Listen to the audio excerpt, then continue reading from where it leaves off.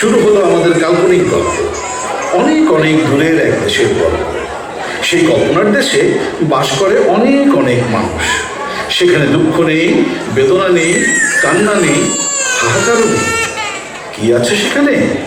আছে হাসি, আনন্দ, selfie, TikTok আর দাওয়াত। সেগুলো শেষ হলে আবারও শুরু হয় হাসি, আনন্দ, সেলফি, টিকটক আর দাওয়াত। জন্ম, বিয়ে, ডিভোর্স, মুসলমানি, মুখে ভাত, সব অনুষ্ঠানে আছে দাওয়াত আর দাওয়াত। চলুন আজকে ঘুরে আসি সেই কল্পনার দেশ থেকে। নিতু আর মইনের মেয়ে পিউয়ের জন্মদিনে অতিথিরা আসছে। দাওয়াতের সবচেয়ে বড় আকর্ষণ ফটোগ্রাফার, প্রফেশনাল ফটোগ্রাফার বিজয়। আর প্রত্যেকেরই আছে একজন পার্সোনাল ফটোগ্রাফার যাকে সবাই হাজব্যান্ড বলে ডাকছে। চলুন দেখে আসি কি হয় সেই দাওয়াতে।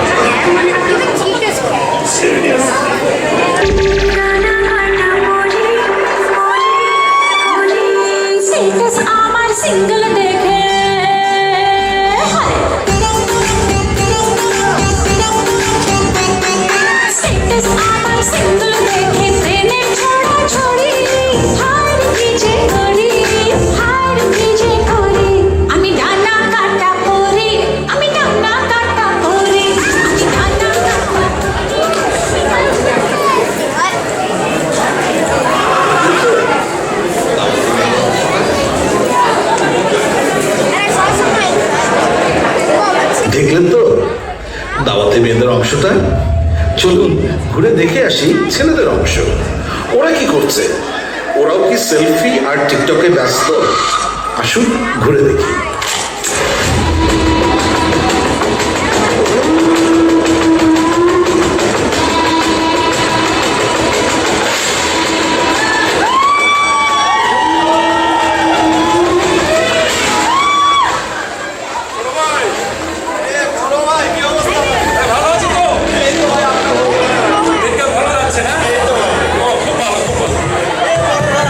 আরে কেমন আছে? তুমি চলে আসছো এখানে।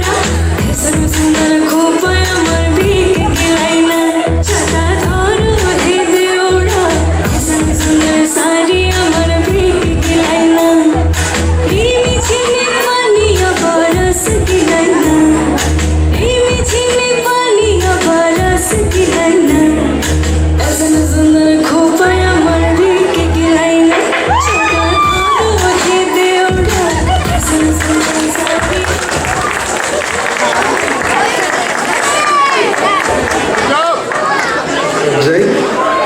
চলুন তাহলে আবার মেয়েদের অংশে ফেরত যাই। ওদের কি টিকটক ছবি তোলা শেষ হয়েছে? খাবারের সময় তো হয়ে গেছে। দেখি ওখানে কি হচ্ছে।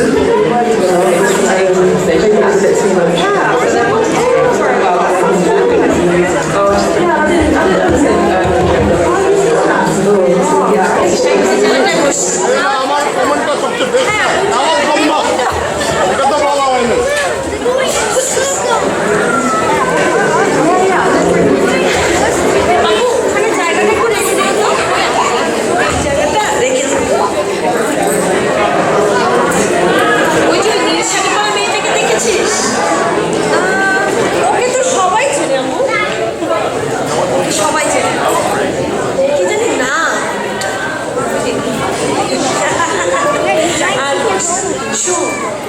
ওই যে দেখ শাড়িটা পরেছে না, কি পুরনো।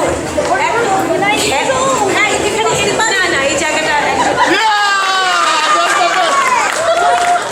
ওই যে দেখ শাড়িটা পরেছে কি খ্যাত। এই শাড়িটা ও কম করে হচ্ছে আর দাওয়াতে পরেছে। আরে ওর কথা তো সবাই এমনিতেই জানে, শুধু তাই না শুনেছি জামাইয়ের সাথে দাওয়াতে গেলে খুব প্রেম দেখায়, প্রচন্ড বিরক্তিকর। আর এই যে বললেন না আসলে শাড়িটা একটু মেকআপের সাথে একদমই যায়। তবে যাই হোক আমার না এই কি রে কি খবর সেটা হচ্ছে এখান থেকে যাও তো, এই জায়গাটা নিয়ে আসছে। না, ওরা অন দা ওয়ে। সেটা হচ্ছে জামাইকে সে দাওয়াতের মধ্যে টেক্সট পাঠায়, তাই না? টেক্সটে কি লেখা থাকে জানে না কেউ? টেক্সট এবং এই জোরে। ও দেখে জামাই ছুটে চলে আসে প্রেম। আর বলিস যত প্রেম তত ঝামেলা। আজকালকার দিনে না সবখান থেকে না মোরালিটি কোথায় জানি উঠে গেছে। দেশে বিদেশে সব জায়গায় শুধু একই। হ্যালো আপুরা, আমি বসে বললাম আপনাদের পাশে। কি ব্যাপার? কি ব্যাপার? এখানে আপনি কেন বসলেন? তুমি এখানে কেন বসছো? এত কষ্ট করে আমি জায়গাটা মাহি আপুর জন্য রেখেছি, মাহির জন্য রাখাচ্ছি। মাহি আপু এখানে বসছে? হ্যাঁ, উনি তো এখনো বাসা থেকে বেরোনোর আগে দাওয়াতে সেলফি দিচ্ছে। আমি নিলাম জায়গাটা। আপুর আজকে আমার সাথেই গল্প করেন। আসলে উঠে যাও। চল, খাবার দেওয়া হচ্ছে, আমরা খাবার দিব। আসলে খিদা লাগছে।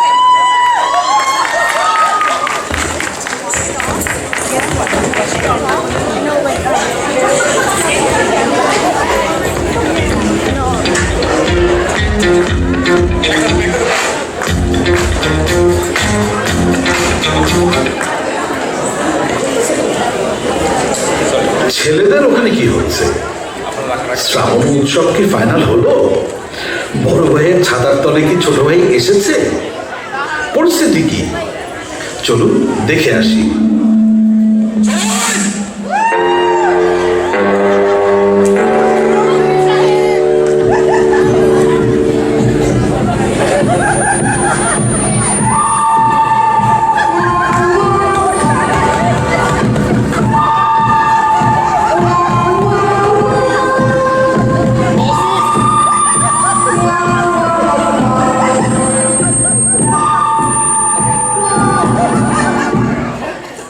শ্রাবণ উৎসব তাহলে তোমরা করবাই?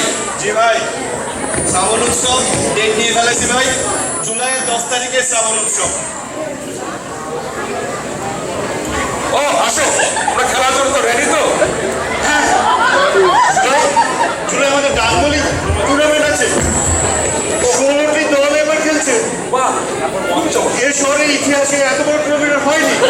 কি সুন্দর কথা দেখছো? তাহলে ভাই এত বড় টুর্নামেন্ট যেহেতু আছে, আমরা শ্রাবণ উৎসবটা অগাস্টের 15 তারিখে নিয়ে যাই। জুলাইয়ের 10-এর পরিবর্তে অগাস্টের 15-তে শ্রাবণ উৎসব। অগাস্টে তো আমাদের নতুন টুর্নামেন্ট। এখন মুসলিম ভাই ছেলে মুসলমানি আছে না? ভুলে গেছিলাম, দাওয়াত ছিল না। মহসিন ভাইয়ের ছেলে মুসলমানি এখানে 2 মাস আগে হলো একবার। আরে রাখো, কোনো সমস্যা দেখিনি। মুসলমানি একবার লেগে আসতে পারে না?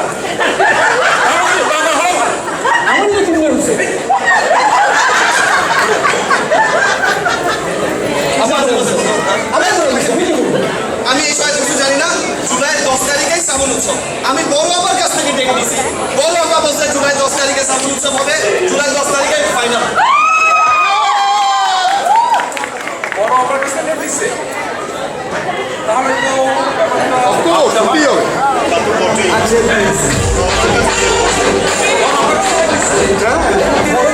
খেলাই হবে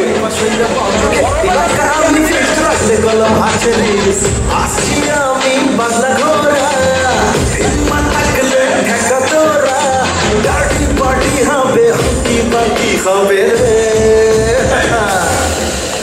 মাম্মারে মাম্মারে মাম্মারে খেলা হবে।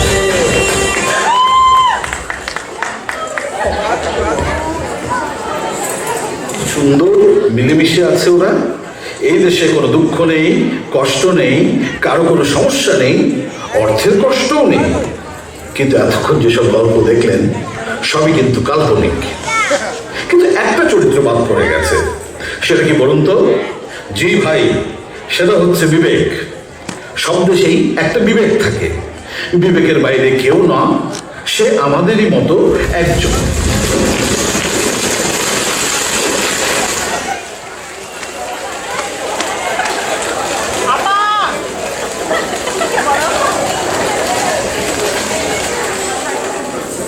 আচ্ছা, নিফাত আপুদের কাজটা ঠিক করলো। এত কষ্ট করে আমি জায়গাটা দেখে দিলাম, ধপাস করে এসে বসে পড়লো। কেমন একটু অদ্ভুত ইয়ে না মেয়েটা? না, কাজটা একদমই ঠিক করলো। আমি না অনেকদিন ধরে খেয়াল করছি এই নিফাতের না একটু সমস্যা আছে। আচ্ছা, শুধু নিফাতের না, মিতা, রিতা, নিতু, এই প্রত্যেকটা মেয়ে কেমন যেন একটা ইয়ে। ও আস্তে আস্তে এটা নিতু আপনি বাসায় দেওয়া নিতু কথা কেন বলছেন? আরে দাওয়াত দিয়ে কি আমাকে কিনে ফেলেছে নাকি? শোন, এইসব ফাঁকরামো আমি খুব ভালো করেছি। এরা মানুষকে দাওয়াত দেয় আর শুধু শুধু ফাঁকরামো করে। শোন, আমার না কেমন ভাব উঠে গেছে। আমি আমার পানি মার্কা সানগ্লাসটা নিয়ে লাইভে চলে যাই। আমার সানগ্লাসটা দিয়ে তো এই যে আমি কি কাউকে ভয় পাই না? না না না, একদম না। এই হ্যালো ভিউয়ার্স, হ্যালো ভিউয়ার্স, হ্যাঁ আপনাদের সাথে আমি কিছু কথা নিয়ে এসেছি আজকে। আপনারা সবাই সবাই আপনি খারাপ, তুমি খারাপ, তুই খারাপ। আপনারা শুধু মানুষের পেছনে পেছনে বদনাম বদনাম করেন। সামনে গেলেই সালাম আর পেছনে গেলেই গালি। এই যে শুনলাম আপনাকে আমরা কোন ইয়ের মাটি দিয়ে বানিয়েছি? খুবই খারাপ জায়গায় মাটি দিয়ে বানিয়েছি। এই আপনাদেরকে লাইফটা ডিস্টার্ব করছে। আরে সমস্যা নাই, আপনার কথা সবাই শুনে, আপনি একটু বলেন। আরে লাইফটা একটু সামনে এনে নেই, কথা না শুনলে তার কোনো লাভ হবে না। শুনেন, আপনাদেরকে যে কিসের মাটি দিয়ে বানিয়েছে শুধু আল্লাহ জানে। আপনারা শুধু এ লাগেন ওর পিছনে আর ও লাগেন ওর পিছনে। কেন আপনারা কি পারেন না? কেন আপনারা কি পারেন না একে অন্যের উপকার করতে, ভালো হয়ে চলতে? আপনি যদি শ্রদ্ধা চান, ভালোবাসা চান, সম্মান চান, তাহলে আপনাকে কি করতে হবে? কি করতে হবে? হ্যাঁ, আপনাকে অন্যকে শ্রদ্ধা করতে হবে, ভালোবাসতে হবে। ভালোবাসতে আপনি যদি অন্যকে শ্রদ্ধা না করেন তাহলে আপনি শ্রদ্ধা পাবেন কোথেকে? পাবেন কিভাবে? এই যে আমি লাইভে এসে সব সময় এত ভালো ভালো কথা বলি, যেটা অবশ্যই আমি নিজেই মানি না। আপনাদের কানে কি এগুলি যায় না? আপনারা কি কিচ্ছু বোঝেন না? কি বোঝা গেল? বোঝা গেল?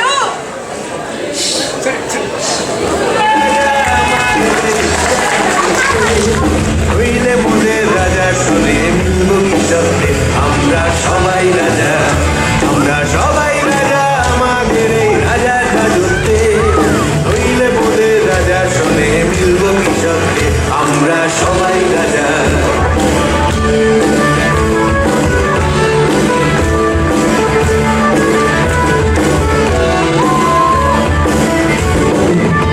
আমরা সবাই রাজা আমাদের এই রাজা রাজত্বে।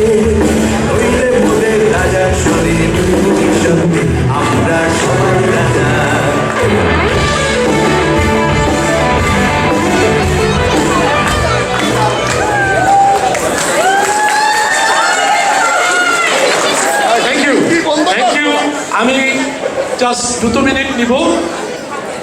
এই সবাই থাকেন। এই নাটকটা আমার লেখা, এর একটা সিকুয়েল আসছে, 80 কিলো মাটিতে পড়বে না সিকুয়েলটার নাম। তবে একটা জিনিস, নাটকটা নাম তো আপনারা শুনেছেন, সব গল্প কাল্পনিক, আসলেই কাল্পনিক। আপনারা যদি কারোর সাথে মিল পান, দোষটা কিন্তু আমার না, আপনাদের। হ্যাঁ, আচ্ছা, আমি জাস্ট ছোট্ট করে বলি, নাটকটা আমি মাত্র 1.5 ঘন্টায় বসে লিখেছিলাম, এবং নাটকটা লেখার পরে আমি সাধারণত যা করি সবসময়, শেষ হওয়ার পরে আমি এই টিমের হাতে দিয়ে বাংলাদেশ চলে গেলাম, এবং আমি গত সপ্তাহে ফিরেছি, এবং আমি প্রথমবার গত সপ্তাহে নাটকটা দেখেছি। আপনাদের ভালো লেগেছে না?